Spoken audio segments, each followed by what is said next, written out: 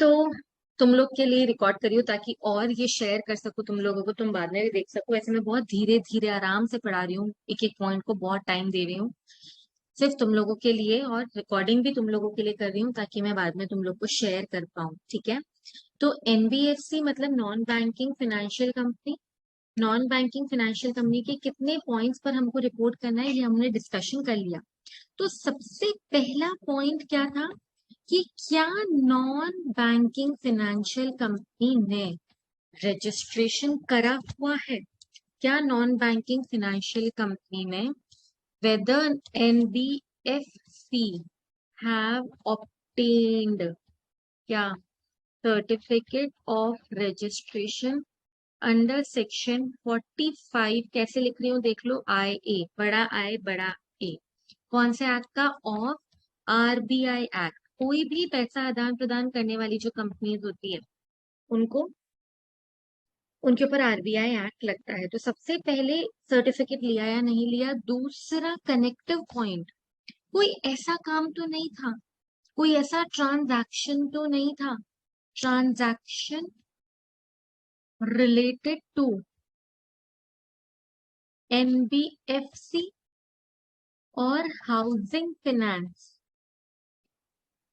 जो कैसे कर लिया कंपनी ने बताओ, विदाउट टेकिंग। कैसे किया, विदाउट टेकिंग सर्टिफिकेट, वॉइड एब इनिशियो काम कर लिया। तो ऐसे ट्रांजैक्शंस पर भी क्या करेंगे, कमेंटिंग करेंगे। फिर you have your C point, फिर you have your C point. C point में लिखा है कि क्या एनबीएफसी कोई, कौन सी कंपनी है, कोर इन्वेस्टमेंट कंपनी है। क्या एनबीएफसी कोई कोर इन्वेस्टमेंट कंपनी है क्या, रिपोर्ट करेंगे कोर इन्वेस्टमेंट कंपनी तो नहीं है। और डी पॉइंट, अगर कोर इन्वेस्टमेंट कंपनी के ग्रुप में है, NBFC is a part of holding subsidiary group of CIC, तो उस ग्रुप में कितने नंबर्स हैं, number of CIC in such group. ये 4 पॉइंट्स हमको कमेंट करने हैं। रिपीट कर रही हूँ, ये देखो। पहला पॉइंट, पहला पॉइंट क्या था, सर्टिफिकेट। दूसरा पॉइंट ट्रांजैक्शन। तीसरा पॉइंट, क्या ये कोर इन्वेस्टमेंट कंपनी है, अगर है तो इसने क्राइटेरिया फुलफिल किया या नहीं किया। और whether the group has more than one CIC core investment company, अगर है तो हमें क्या शेयर करना है, कितने number of CIC. Ma'am group का मतलब क्या होता है, holding subsidiary associate joint ventures है, उसमें कितने सीआईसी है। कोर इन्वेस्टमेंट कंपनी क्या होता है, जिनका काम है इन्वेस्ट करने का दूसरे कंपनी के शेयर्स में। Did you understand this? हाँ guys? Yes, ma'am. Okay, so this was the point on NBFC. थोड़ा सा मैं एनबीएफसी को और बोलूं, अगर थोड़ा सा मैं एनबीएफसी के बारे में और चीज बताऊं तुम्हें, तो एक और चीज चलो डिस्कस कर ही लेते हैं जब इतना डिस्कस कर रहे हैं। एक तो एनबीएफसी के ये सीआईसी वाले पॉइंट को हम पूरा कर देते हैं कि क्राइटेरिया फुलफिल्ड और फुलफिल्ड और नॉट। अगर मैं कारों की बात करूं गाइस, तो जो भी कंपनी पैसा आदान प्रदान का काम करती है उसे कहते हैं फिनेंस कंपनीज या फिनेंशियल कंपनी। और पैसा आदान प्रदान का काम कौन, कितनी कंपनीज करती है, 2 तरह की कंपनीज करती है, 1 एंड 2। बताओ कौन, जल्दी बताओ। पैसा आदान प्रदान करने का काम कौन करता है, फाइनेंशियल कंपनीज। फाइनेंशियल कंपनीज 2 तरह की होती है, कौन कौन सी, एक तो वेरी गुड बैंकिंग कंपनी और नॉन बैंकिंग, मतलब नॉन बैंकिंग फाइनेंशियल कंपनी। जब भी मैं बैंकिंग कंपनी की बात करती हूँ तो कौन सा एक्ट लग जाता है इसके ऊपर? बैंकिंग कंपनी पर एक्ट लगता है बैंकिंग रेगुलेशन एक्ट। नहीं, आरबीआई तो लगता ही है, पर मेजर कौन सा है? Banking regulation act. हाँ, plus RBI act, plus RBI act. ठीक है, लेकिन एनबीएफसी पर हमेशा सिर्फ और सिर्फ कौन सा एक्ट लगता है? RBI act. अब कारों के पॉइंट ऑफ व्यू से डिस्कस करें तो अगर कोई फाइनेंशियल कंपनी बैंकिंग नेचर की है, अगर कोई फाइनेंशियल कंपनी बैंकिंग नेचर की है तो कारो एप्लीकेबल ही नहीं है। कारो सिर्फ किस पे लगेगा? एनबीएफसी पे लगेगा। मतलब कारो के रिपोर्टिंग सिर्फ किस पर है? एनबीएफसी पे। Did you understand what I meant to say? CARO is not applicable on banking companies. ठीक है, okay guys, did you understand the 16th point? तो मैं तुम्हारे लिए फिर 17th पॉइंट शुरू करूं। इसका फोटो शेयर कर देती हूँ ग्रुप में। अगर कोई ओवरलैपिंग का इशू आ रहा है तो प्लीज इसको देखकर कॉपी कर लीजिएगा। ये 2 पॉइंट्स मैंने लिखकर तुम लोगों को दे दिए। मैं इस व्हाइट बोर्ड को क्लोज कर रही हूँ और मैं शुरू कर रही हूँ हमारा next point, which is the 17th point, which is a very common point कि पूरे साल में कंपनी ने कोई कैश लॉस किया है क्या, तो रिपोर्ट करना है। क्या पूरे साल में क्या पूरे साल में कंपनी ने कोई कैश लॉस किया है तो रिपोर्ट करना है। कैश लॉस का मतलब क्या होता है?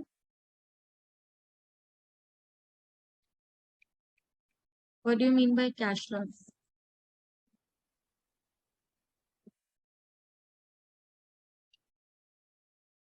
हम्म, एनीवन? कैश लॉस का मतलब क्या होता है guys?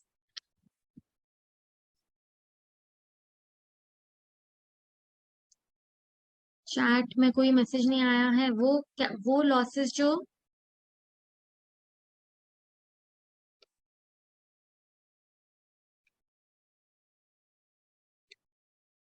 Where are you guys?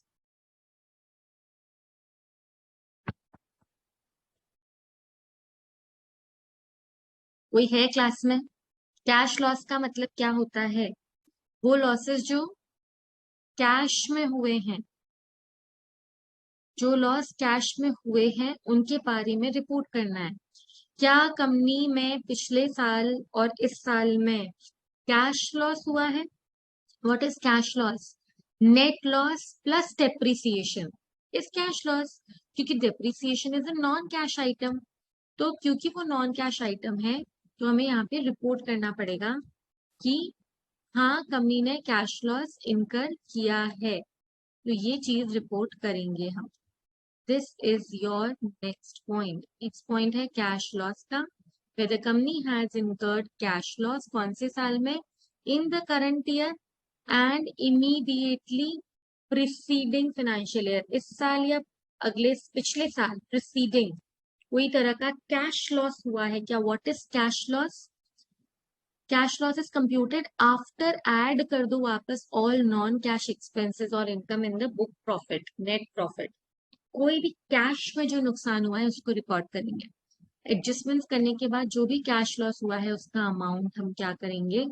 Coat करेंगे। ये लिखा है, दैट्स इट।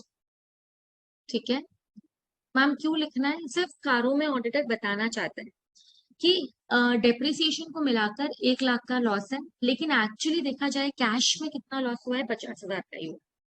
तो हमें रिपोर्ट करना है, क्योंकि हमारी जो बुक्स ऑफ अकाउंट्स है वो अक्रूवल बेसिस पे चलती है, लेकिन हम इस कारों के अंदर ऑडिटर ये भी बताएगा कि कैश लॉस कितना हुआ है कंपनी में। Now if I talk about our 18th point, तो सिंपल तरीके से लिखा है कि अगर ऑडिटर ने बीच में रिजाइन किया है तो कारों में लिखेगा ऑडिटर कि पिछला ऑडिटर पता है रिजाइन करके गया है। क्यों लिखना पड़ेगा? इश्यूज, ऑब्जेक्शंस और कंसर्न। उसको क्या प्रॉब्लम आई जो उसने बीच में ऑफिस छोड़ दिया? ऐसी क्या दिक्कत आई थी? Raised by the outgoing auditor. वो जो जाने वाला ऑडिटर है वो तो चला गया, यहाँ पे कौन रिपोर्ट करेगा? जो करंट ऑडिटर है, जो ऑडिटर अपॉइंट हुआ है और जिसने रिजाइन कर दिया था, उसको एक रेजिग्नेशन लेटर तो देना है, स्टेटमेंट ऑफ फैक्ट भी देना है, सब कुछ देना है। ये हम ऑलरेडी सेक्शन 140 में सीख चुके हैं। लेकिन कारो में जो अभी करंट ऑडिटर है वो रिपोर्ट भी करेगा कि क्या क्यों गया, कैसे गया, ये सारी चीजें।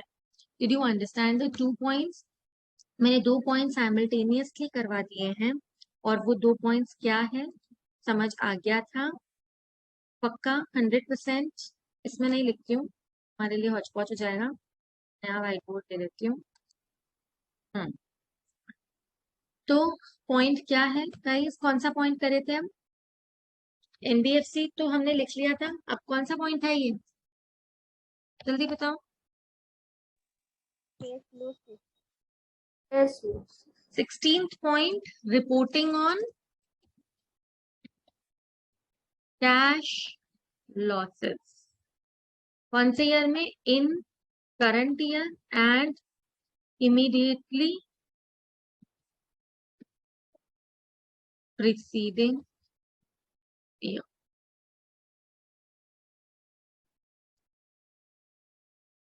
आया समझ में यहां तक? सिंपल पॉइंट लगाना ये तो। ये 17 था, सॉरी। ओके, अब 18 पॉइंट हमने क्या किया? 18th पॉइंट क्या था? अगर ऑडिटर ने during the term resignation by, कौन सा ऑडिटर? सिर्फ स्टैट्यूटरी ऑडिटर की बात हो रही है। Statutory auditor resignation by statutory auditor during his tenure, उसने बीच में छोड़ दिया, तो हमें क्या लिखना पड़ेगा? रीजंस एंड फैक्ट कि उसने क्यों रिजाइन किया। 19th पॉइंट, 19th पॉइंट क्या कहता है? 19th point talks about another new point of your sequel, material uncertainty during the year. During the year कोई material uncertainty आई है तो ऑडिटर बताएगा। तो render his opinion based on the financial statements, aging and expected dates of realization। देखो ना, auditor audit करते करते financial assets को स्टडी करेगा। देखना इधर, लैंग्वेज टफ है। ऑडिटर ऑडिट करते करते फाइनेंशियल लाइबिलिटीज को भी करेगा स्टडी। फाइनेंशियल एसेट्स और फाइनेंशियल लाइबिलिटीज को ध्यान में रखते हुए वो अलग अलग तरह के रेशियोज निकालेगा, मैनेजमेंट के प्लान्स की इंक्वायरी करेगा, और ये सारी चीजें करके लगता है ऑडिटर को कि there is no material uncertainty, कि कंपनी केपेबल है अपने उधारियों को चुकाने के लिए, तो वो कमेंट कर देगा at the date of balance sheet and when they fall due within a period of 1 year of the balance sheet date, कि जो आने वाले लाइबिलिटीज है उनको कंपनी सक्षम है चुकाने के लिए, उस पर रिपोर्टिंग करेगा। मतलब ऑडिटर चेक करेगा कि कंपनी की प्रेजेंट हालत को देखकर, कंपनी के प्रेजेंट फाइनेंशियल लाइबिलिटीज को देखकर, फाइनेंशियल एसेट्स को देखकर वो रेशियो, स्ट्रेंथ एंड प्रोपोर्शंस निकालेगा और चेक करेगा कि क्या कंपनी केपेबल है, liquidity ratios, activity ratios, profitability ratios, market ratios, check करेगा क्या कंपनी केपेबल है अपने ड्यूज को चुकाने के लिए। तो हमको सिर्फ ये बेसिक पॉइंट लर्न करना है, इसमें ज्यादा दिमाग नहीं लगाना है। इसमें कंपनी एक स्टेटमेंट देगी, एक ऑडिटर एक स्टेटमेंट देगा। क्या? 19 पॉइंट देखो, लैंग्वेज में मैं लिख रही हूँ, material uncertainty, material uncertainty in company during the year। Future पे रिपोर्ट नहीं करना है हमको, ये एस्ट्रोलॉजी थोड़ी है जो आने वाले साल के बारे में रिपोर्ट करेंगे भाई। करंट ईयर, एक सेकेंड खिलन, करंट ईयर को देखते हुए, करंट ईयर को देखते हुए क्या फाइनेंशियल एसेट्स है, क्या फाइनेंशियल लाइबिलिटीज है, उसको हम एनालाइज करेंगे और देखेंगे कोई मटेरियल सर्टेनिटी तो नहीं है कंपनी में, material uncertainty in company during the year, analysing financial assets and financial liabilities and taking out financial ratios on it. कि कोई अनसर्टेनिटी, अनसर्टेनिटी मतलब कंपनी बंद तो नहीं होने वाली, कंपनी इंसॉल्वेंट तो नहीं होने वाली, इन चीजों पे वो रिपोर्ट करेगा। आया समझ में?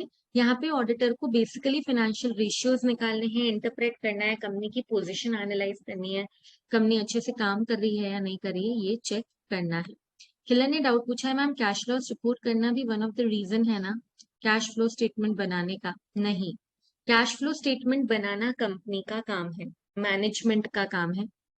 कैश लॉसेस रिपोर्ट करना ऑडिटर का काम है। दोनों आपस में कनेक्टेड नहीं है। अगर किसी कंपनी को कैश फ्लो स्टेटमेंट बनाने की आवश्यकता नहीं है, पर फिर भी अगर कारो लग रहा है उस कंपनी पर, तो ऑडिटर कैश लॉसेस पे रिपोर्ट करेगा। सिर्फ कैश फ्लो स्टेटमेंट बन रहा है इसलिए कैश लॉसेस रिपोर्ट नहीं करना है।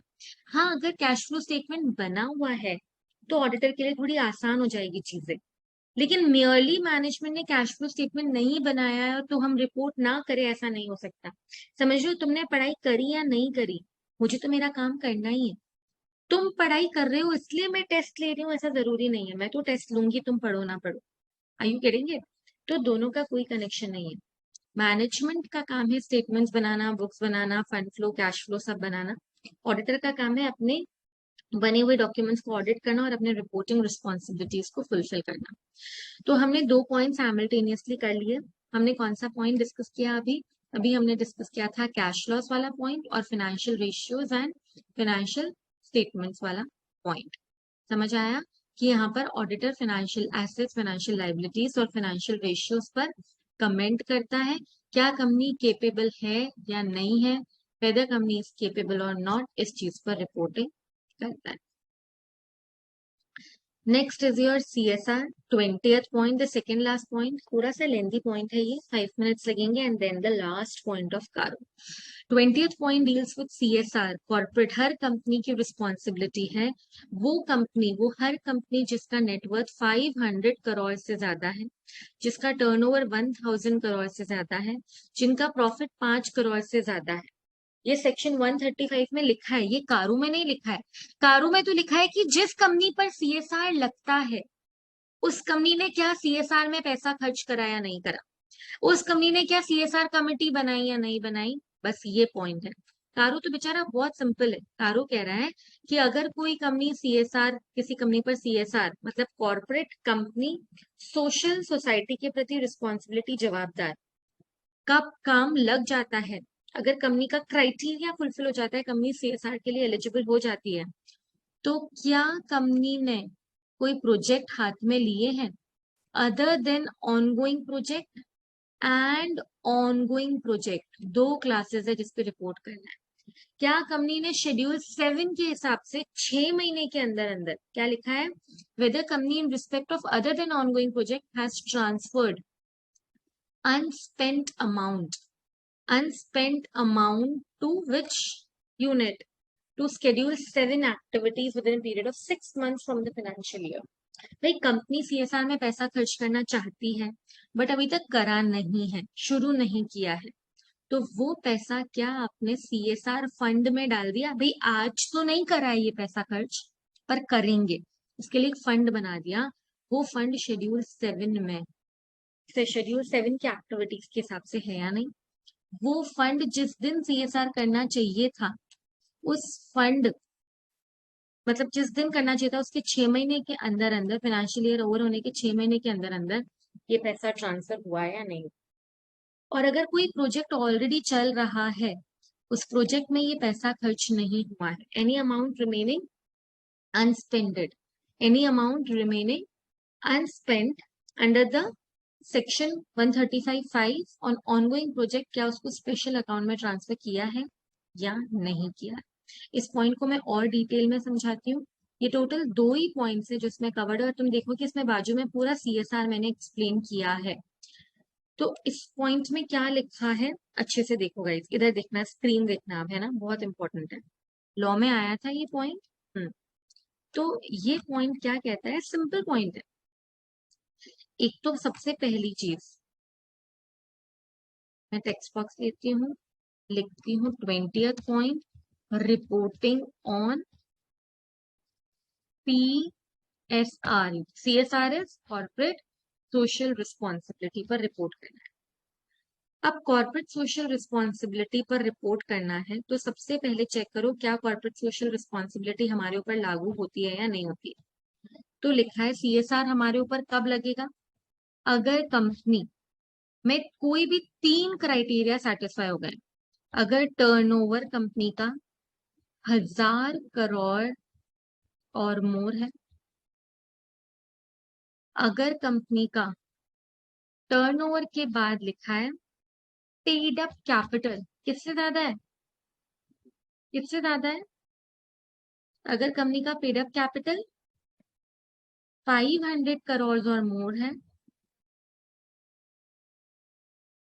और लास्ट पॉइंट, अगर कंपनी का नेट प्रॉफिट 5 करोड़ और मोर है। सबके बीच में क्या है, और सबके बीच में कोई भी एक कंडीशन सेटिस्फाई हो गई तो CSR करना पड़ेगा।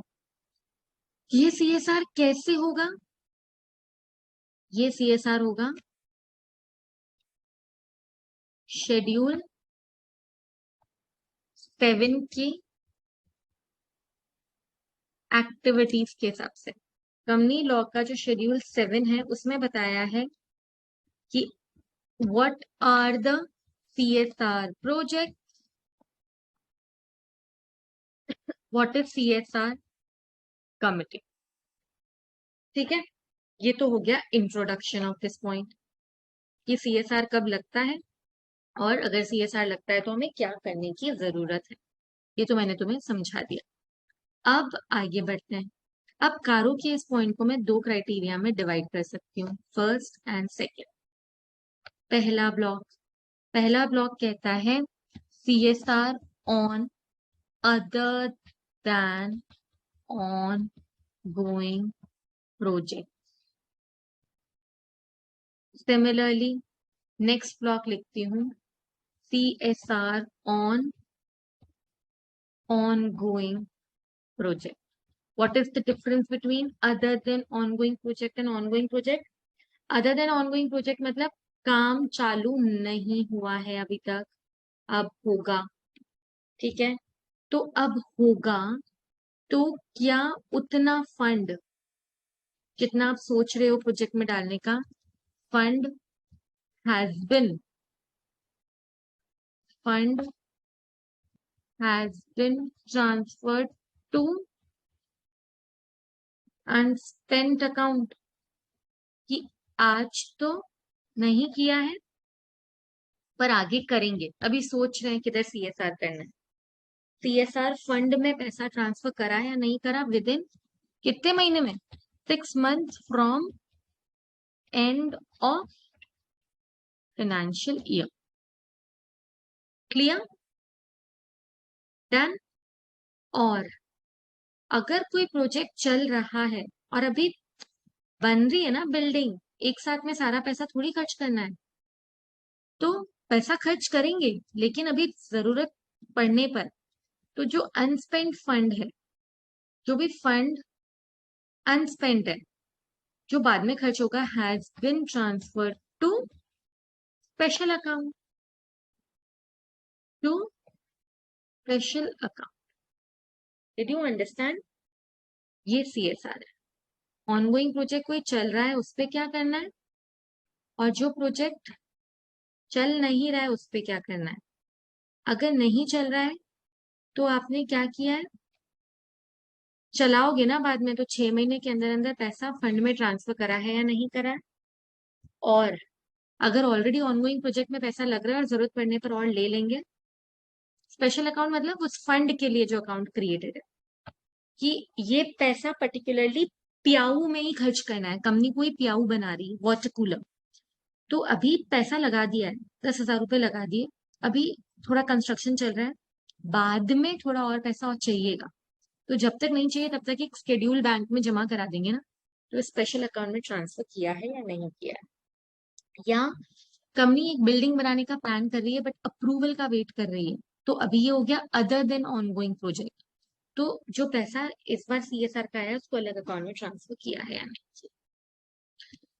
And the last point of कारो इज वेरी वेरी सिंपल, बहुत सिंपल है ये पॉइंट, पता है क्या है, बहुत सिंपल, कि अगर ऊपर लिखे गए 20 पॉइंट में, ये देखो, अगर ऊपर लिखे गए 20 पॉइंट में कहीं पर भी ऑडिटर ने क्वालिफिकेशन यानी गलतियां, एडवर्स यानी नेगेटिव कमेंट्स दिए हैं, whether there have been any qualifications adverse remark by respective auditor, किसमें, पूरी कंपनी पर नहीं, पूरी कंपनी की फाइनेंशियल स्टेटमेंट्स पे नहीं, सिर्फ कारों के किसी पॉइंट में अगर कोई गलतियां लिखी है, इंक्लूडेड इन, चाहे कंपनी होल्डिंग हो, सब्सिडियरी हो, सीएफएस हो, तो यस इंडिकेट द डिटेल्स, कहाँ कहाँ आपने कंपनी की निंदा करी है, बुराई करी है, किस किस पैराग्राफ नंबर पर आपने कंपनी में नेगेटिव पॉइंट्स दिए हैं,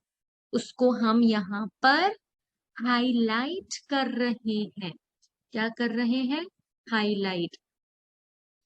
समझ रहे हो क्या लिखा है, कि अगर होल्डिंग और सब्सिडियरी में कारो कराए फॉलो, कंसोलिडेटेड पे तो होता नहीं, लेकिन कंसोलिडेटेड फाइनेंशियल स्टेटमेंट्स प्रेजेंट तो होता है, तो उसमें लिखेंगे कि होल्डिंग कंपनी पर अलग कारो फॉलो किया है, सब्सिडियरी कंपनी पर अलग कारो फॉलो किया है, होल्डिंग कंपनी के 20 पॉइंट्स में से इन पॉइंट्स पर नेगेटिव पॉइंट्स है, इन पॉइंट्स पर, इसमें सिर्फ आपको पैराग्राफ नंबर बताना है, इसमें रीजन नहीं देना है आपको, सिर्फ बताना है कि यहाँ यहाँ पर गलतियां हैं, क्योंकि रीजन तो कहाँ देना है, पैरा 4 में, जो 21 पॉइंट्स का साथ नहीं है, रीजंस तो कहाँ देना है, पैरा 4 में देना है, ठीक है, आए समझ में। अगर मैं इसको लिखती हूँ तो it's like 21 point talks about क्या, कि अगर if any of the above 20 points in Karo has been reported in qualified adverse negative comment, अगर ऊपर वाले कोई भी पॉइंट, तो हमें क्या करना है, इंडिकेट करना है the paragraph and point, very important number in which qualification reservation negative comments has been given. That's it. कोई डाउट है क्या पैराग्राफ में? These are the 21 points of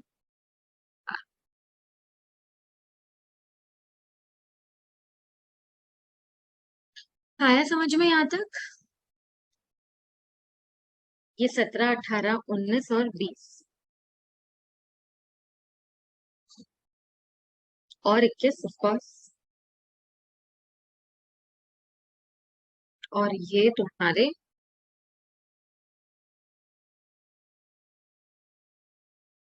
phone में भी आ गया है, These are कारो। आया क्या समझ में? Guys tell me fast, yes, इसको कंप्लीट करें इस व्हाइट बोर्ड को।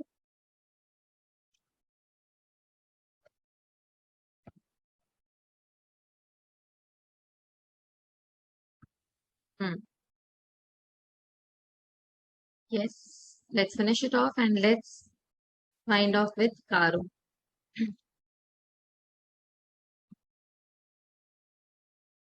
Okay.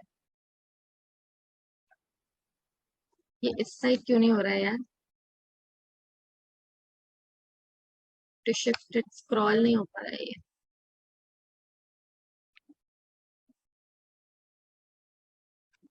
नया बनाना पड़ेगा क्या? एनीवेज, ये जो पॉइंट्स थे इसके ऊपर बात करना चाहती थी मैं। तुम्हें दिख रहा है क्या स्क्रीन पर ये पॉइंट्स?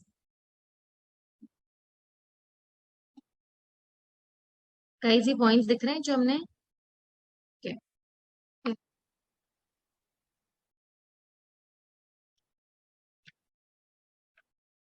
हम्म। तो नेक्स्ट पॉइंट क्या था? हमने कितने पॉइंट्स तक लिख रखे हैं? 15 पॉइंट्स तक लिख रखे हैं। इंटरनल ऑडिट सिस्टम हमारा लास्ट पॉइंट था। 15 हमको लिखना है। Yes. So now what was the 15 point? Tell me fast. Internal audit के बाद हमने कौन सा पॉइंट किया था आज? Non-cash losses. Yes, non cash transactions. Transaction. Non cash transaction, और इसका सेक्शन 192 अंडर सेक्शन 192 के हिसाब से हुआ है या नहीं हुआ है। ठीक है। फिर नेक्स्ट पॉइंट क्या था? नॉन कैश ट्रांजैक्शन के बाद एनबीएफसी, इसमें कौन से सेक्शन का रेफरेंस था guys? Tell me fast. Under section 45 IA of which act? RBI act. और इसमें टोटल कितने रिपोर्टिंग पॉइंट्स थे? टोटल कितने रिपोर्टिंग पॉइंट्स पे रिपोर्ट करना था हमको एनबीएफसी में? Total 4 reporting point. CIC याद है? टोटल 4 रिपोर्टिंग पॉइंट्स में हमें रिपोर्ट करना था। राइट। अब आगे बढ़ते हैं। नेक्स्ट पॉइंट किसका था? Tell me. एनबीएफसी के Cash पास loss.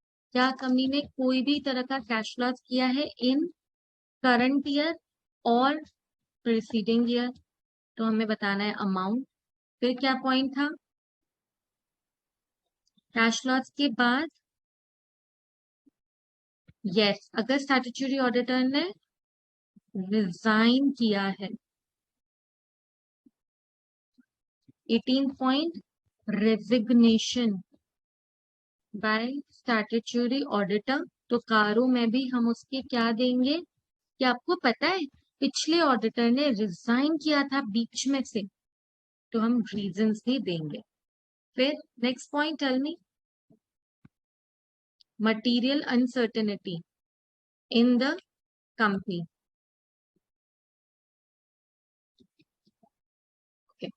19 point, material uncertainty